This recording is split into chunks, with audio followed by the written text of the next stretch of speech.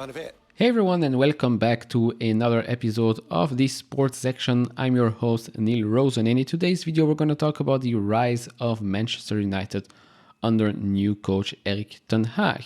At the time of recording this video, Manchester United are fourth in the Premier League. They won 12 games, drew 2, lost 4. They scored 29 goals and conceded 21. They sit on 38 points, which is on par with Newcastle, who sit on third, and 1 point behind Manchester City with 39 points and Arsenal with 47 points at the top of the league. Of course, Manchester United have a game in hand.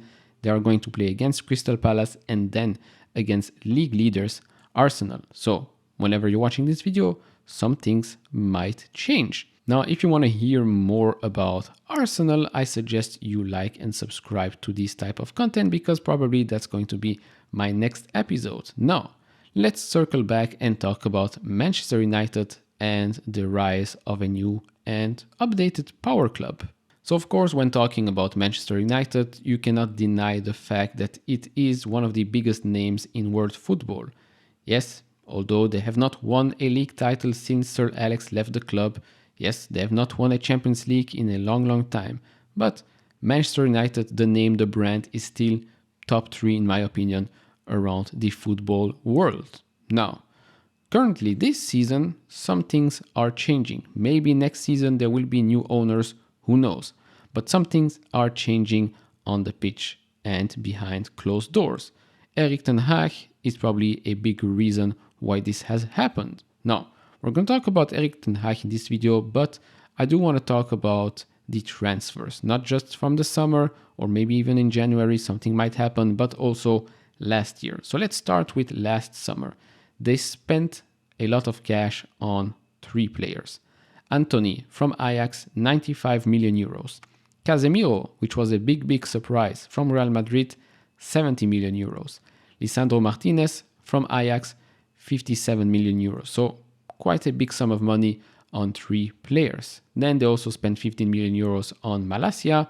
They got Eriksen for free. Very good move. And then obviously they also promoted Garnacho from the under-21s to the first team. Tremendous player. We can also talk about Pelestri, but we don't know exactly what's going to happen with him right now. Are they going to loan him out? Is he going to stay? Let's see what happens. But then on the departure side, most of the transfers were free transfers. So the likes of Jesse Lingard, Matic, Pogba, Cavani, Mata, and then Alex Telles is on loan. Diallo is on loan as well. Then obviously the big elephant in the room, but not that big anymore, is Cristiano Ronaldo. They brought him in for 17 million euros from Juventus. Had a great first season. Second season, not great at all. They broke up basically and now he's playing in the desert. But to me, there are still some key players missing here that don't have a name currently, but Manchester United to win the league, to win the Champions League, they might actually win the league this year. You don't know. But to be highly competitive, they still need a couple of extra players. They brought in on loan Wout Weghorst from Burnley. Again, fine. But is he going to be the one that brings them the title? Probably not. They might win the League Cup. They might, because that's not being disrespectful, but there's Newcastle, Southampton, and I believe Nottingham Forest. So they might have a chance to win some silverware this season. But let's circle back to the transfer window of the summer 2021-2022 season. For those that need a little reminder, because I need that reminder, Jadon Sancho actually plays for Manchester United. I completely forgot about him. They spent 85 million euros on that player from Borussia Dortmund. They brought in Rafael Varane for 40 million euros from Real Madrid. Again, good player, good signing. Of course, during that summer, they brought back Cristiano Ronaldo as well. But Jadon Sancho, they spent a big amount of money on him. He, let's say, didn't really perform on the levels that he did at Dortmund. And now he's injured / he's taking some personal time. So again, circling back to the fact that Manchester United still need a couple of extra players to be really highly competitive on all fronts. Now, one of those players is Donny van de Beek's ex-partner, which is Frankie de Jong, Donny van de Beek. Really unfortunate what has happened to him since his move from Ajax, but hey, those things happen.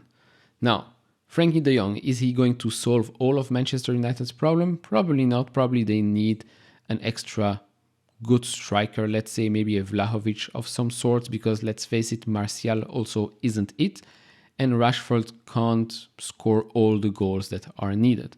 He's in the form of his life, and I repeat it, I'm a big Chelsea fan, so to speak highly about Manchester United is very difficult for me, but hey, credit where credit is due, especially when you see the performances of this season. They won against Liverpool 2-1.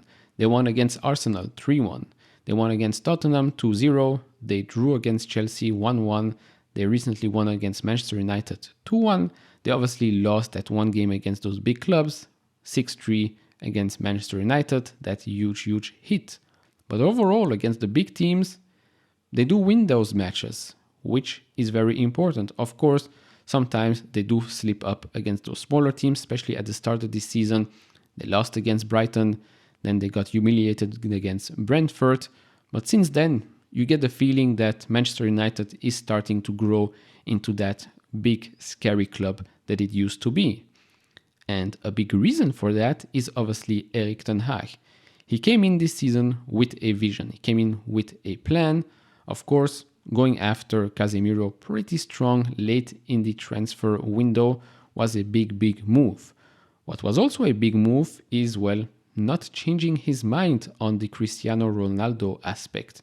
To be honest, the World Cup did come in at a clutch time, if I dare say so. Now, in my opinion, they should have sold Cristiano Ronaldo during the summer, would have removed all the drama, let's say, surrounding Cristiano and Manchester United. It didn't happen, fine. You might think that, well, the way they treated such a legend was not really the correct way. You might take the club side and say, yeah, Cristiano Ronaldo should have been a professional and just understand that this is just the way things are right now, shouldn't really have gone to Piers Morgan and talk about the club publicly, etc., etc. Okay, but a big thumbs up to Erik ten Hag, who pretty much stayed the course. The club comes first, and that's about it. And to be honest, you have to admire him for that, because it's still Cristiano Ronaldo, but this is still Manchester United. And it doesn't matter who's on the opposite side. No player should be bigger than a club. I think this is a general rule that a lot of fans and a lot of clubs have recently forgot. Maybe it's the club's fault that they give players too much power. Maybe the agents have too much power as well, so they try to influence everything, the players, the club, the sponsors, you name it, because at the end of the day, that's how they make most money. But like I said in my Chelsea episode, that's a story for another day. Now, circling back to Manchester United and Erik ten Hag. Came in with a vision. Of course, he was very comfortable at Ajax, so coming to Manchester United, such a big club, with a big responsibility right now to try and revive the club to go back to these winning ways, you got to give him credit. Now, first season in, half of the season is already done. He's done a very good job rebuilding, let's say, the mentality surrounding the squad, bringing in some key players. Of course, you have to pay a big amount of money these days to bring in quality players, but I don't think they're done buying. Of course, they have some young players as well. Fine, that's great, but in a winning team, you cannot have just young players. That's also an issue with, let's say, Chelsea. They buy a lot of young players. First of all, let's see if those young players can actually make it into the first team. Second of all, you still need experience in the squad. Experience wins you titles. Experience wins you matches. Young, talented players with no experience probably will not win you matches unless you're lucky. Now, circling back to the Manchester United mentality, even during the years where things weren't really going according to plan. Under Mourinho, well, they finished second, won the Europa League. Under Louis van Gaal, they won a cup. Maybe it wasn't the most beautiful football out there, but it's still Manchester United. They still found ways to somehow win something. It's just that in the last 2 years, let's say, even though I do believe that they still won an FA Cup, and it was even against Chelsea, if I'm not mistaken, but Manchester United, on their day, they can beat whoever they want, as we've seen with Manchester City, right? They were trailing and they won. Now, of course, sometimes they get beaten by smaller teams. Can happen to anyone.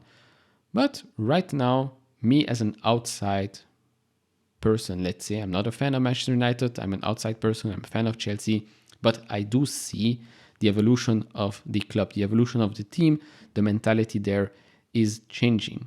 You are seeing a group of players, a group of winners. It all started, in my opinion, when they brought in Bruno Fernandes, and then it just started each and every window. They brought in one extra player here and there.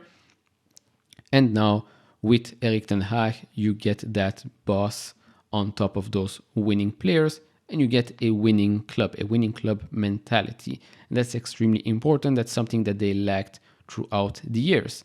That's not to say that they're going to win the title tomorrow or next week. It's going to take some time, but as you've seen, they're not that far away from the number one spot in the league. They have a game in hand and then they play against the leaders. If they can win both matches, things could get extremely interesting. So now to conclude this video, 2023 is going to be a big year for a club like Manchester United. Maybe they'll get new owners. To be honest, the sale of the club can really change at the end of this season, because if suddenly they do manage to win the league or manage to win some silverware, probably the price tag changes as well. So you've got a potential new owner of the club, which, as we've seen with Chelsea, a lot of things can change in a short period of time.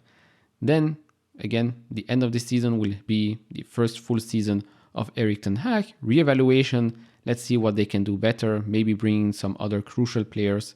We'll see what happens. So it really is a new beginning of Manchester United, but at least right now they're already at the top. Not the full top of number one spot, but they're fighting for that number one spot. And that's something that they could not have said last year or a couple of years ago. You can say, yes, they brought in Casemiro, he's been a huge player for them. They paid big bucks for Anthony, paid some good money for Lisandro Martinez, Malacia 15 million euros, fine. But if they did bring those players, but let's say Solskjaer was still there, I don't think they would be in such a good spot right now. I solely believe that the big reason why they are such in a good momentum, let's say, is because of Erik ten Hag. We've seen what he can do with Ajax, and you are now seeing what he can do with a club like Manchester United. And to be honest, as someone that is supporting another team in that league, it's pretty scary, but I'm excited because I do miss the times where Manchester United were competitive, where Chelsea were competitive, where Arsenal were competitive, where Liverpool were competitive as well. It's been a long time coming because Manchester City did have it pretty easy in the last couple of years, besides that 1 or 2 seasons where Liverpool were fighting with them. But overall, I do think this is a great thing for the Premier League. It's a great thing for world football. I welcome a good Manchester United back, but as a Chelsea fan, I do still hope that they lose. But overall, that's about it for this episode. If you enjoyed this type of episodes and videos, depending on where you're watching this, on Spotify or on YouTube, consider subscribing and liking this video. I would really appreciate that. And like I said, next episode will be about Mikel Arteta and how he brought Arsenal to the top of the league.